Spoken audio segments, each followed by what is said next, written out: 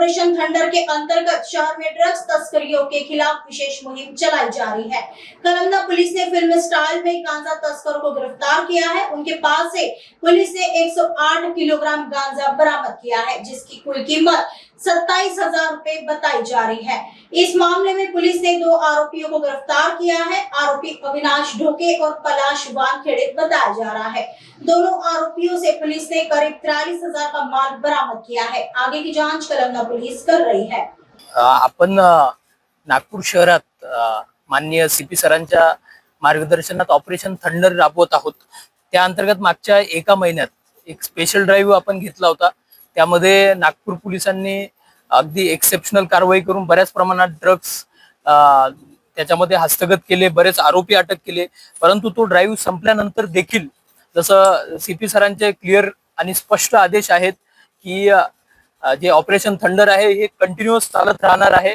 त्याचाच एक भाग म्हणून आपण काल कळमना पोलीस स्टेशनच्या संपूर्ण टीमने एक चांगली आणि मोठी कारवाई केलेली आहे। त्याच्यामध्ये जवळपास आपण 108 किलोग्राम गांजा हस्तगत केलेला आहे। त्याच्यामध्ये 2 व्हेकल्स ज्याच्यामधून हा गांजा आपण हस्तगत केलेला आहे त्या देखील आपण सीज केलेले आहेत।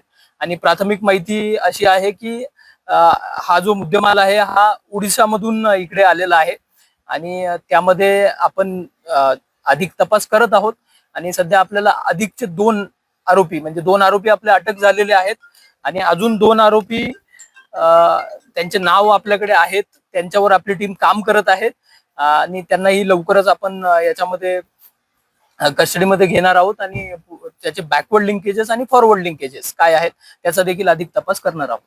अगदी बरोबर, जी क्वांटिटी आहे ही खूप मोठ्या प्रमाणात आहे आणि त्यांच्या प्राथमिक चौकशीत असं निष्पन्न झालेलं आहे की याच्या आधी देखील त्यांनी असे काम केलेले आहेत।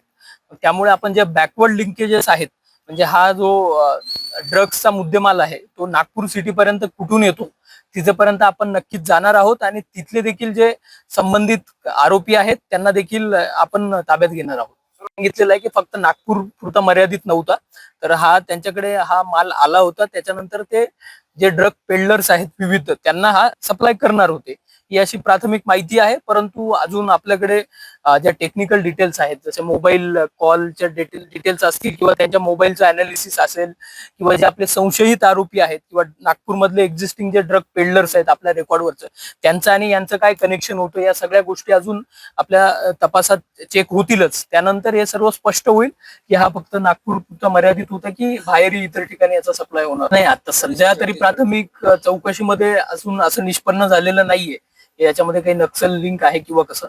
जसं सांगितलं की आपल्याकडे त्यांचे मोबाईल्स देखील आहेत आणि काही 2 संशयित आरोपींची नावं देखील आहेत की जे रेकॉर्डवरचे आरोपी आहेत।